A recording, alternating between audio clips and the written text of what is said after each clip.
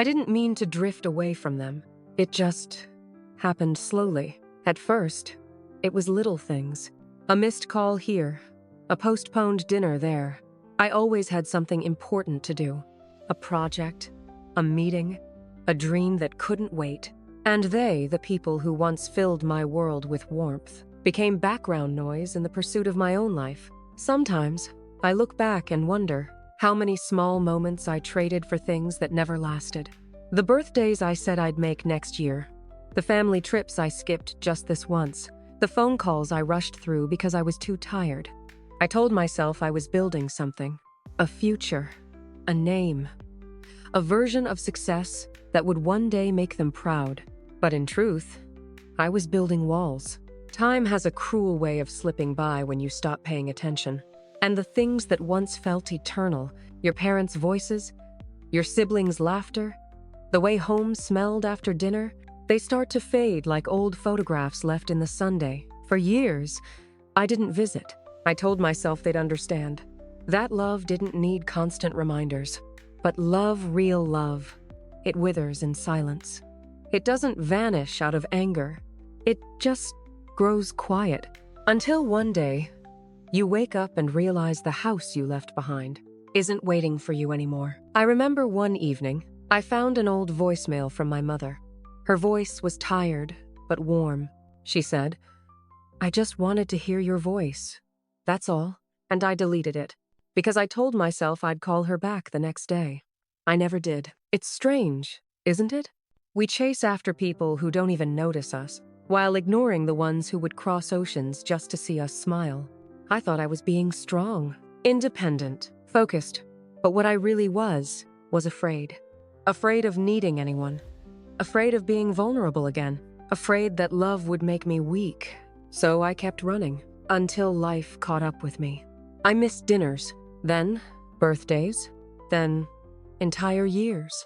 I blinked, and the people I thought would always be there had aged, their hair had grayed, their steps had slowed, and the time I thought I still had was gone. Sometimes, the hardest truth to face isn't that they're gone, but that you were gone long before they left.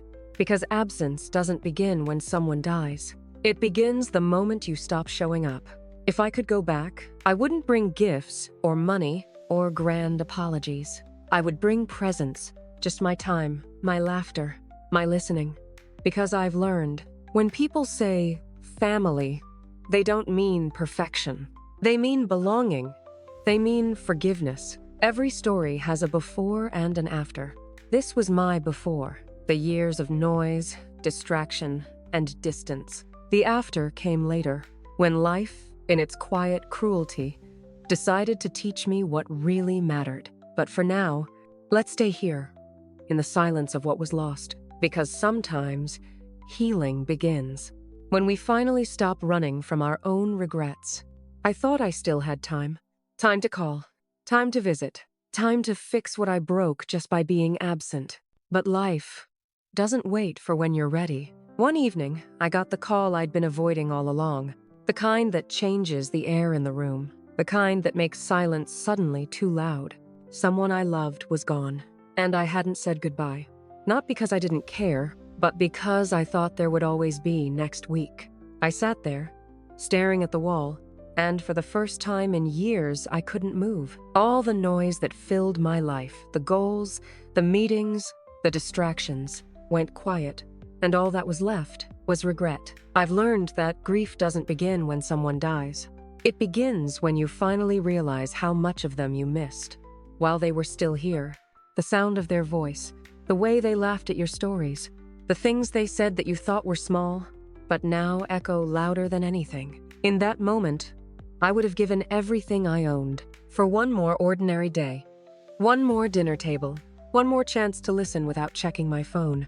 But that's not how life works. It teaches through absence, it humbles through silence, and it heals through time. If you're willing to sit inside the pain long enough to hear what it's trying to say. For weeks, I replayed our last conversation. I kept hearing my own voice hurried, distracted, impatient, and hers gentle, forgiving, always trying to make me feel loved, even when I wasn't showing it back. I used to think guilt was my punishment. Now I see it's just love, searching for a way to come home again. One afternoon, I went back to the house I grew up in. The walls felt smaller. The air felt still. But in the quiet, I could almost hear their laughter again, like it had been waiting for me. I walked through each room slowly, touching the things I once took for granted. The family photos on the wall, the chair that still had her knitted blanket on it, the smell of old perfume that lingered long after she was gone. And I realized something. You never truly lose the people you love. You just stop listening for them. They live inside every quiet choice to love better than you did before. That day, I sat on the floor of my childhood room and cried. Not out of sadness alone, but out of gratitude. Because life, in its mercy, was still giving me a second chance. Not to relive the past, but to redeem it. Sometimes the lesson doesn't arrive wrapped in comfort. It comes wrapped in consequence. It shows you everything you've neglected and asks, gently but firmly, what will you do now? I made a promise that day. No more waiting until it's convenient to love. No more next week. No more someday. Because if life has taught me anything, it's that love doesn't need perfect timing. It just needs presence. Since then, I've learned to show up even awkwardly, even late, to call just to say, I miss you, to forgive faster, hug longer, and stay a little bit after everyone else has gone home. Soft music transition tone shifts from sorrow to hope. Life's painful lessons are never punishment. They're invitations. Invitations to start again, this time with awareness. And though I can't go back, I can live forward, carrying what I've learned. Like a quiet apology whispered to the past. When I visit now, I don't fill the silence with chatter. I listen. I hold hands. I let laughter be enough. Because love isn't measured in years missed. It's measured in the moments we finally show up. There's a moment, after every storm, when the air finally clears, when the house is quiet again, and you can finally hear your own heartbeat. Steady, calm, alive. That's where I found myself. After years of distance, regret, and grief, I thought the pain would always define me.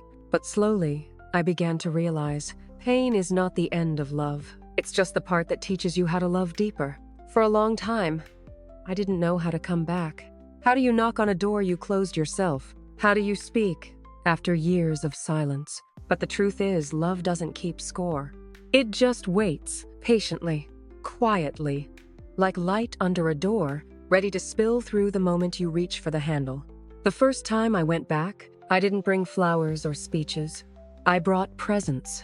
I sat at the table and I listened, and that simple act, just being there, became the most powerful apology of my life. They didn't ask for explanations. They didn't need reasons. They just smiled, as if I had never left.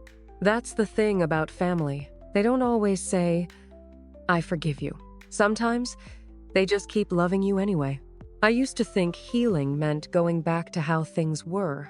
Now I understand it means moving forward together, but with softer hearts. The truth is, the people we love don't need a perfect version of us. They just need the version that shows up. When I look at them now, older, gentler, wiser, I realize they were never waiting for me to succeed. They were waiting for me to come home. Home isn't a place. It's the arms that still open when you return. Life has a way of teaching through contrast. It lets you taste loneliness, so you can finally recognize connection.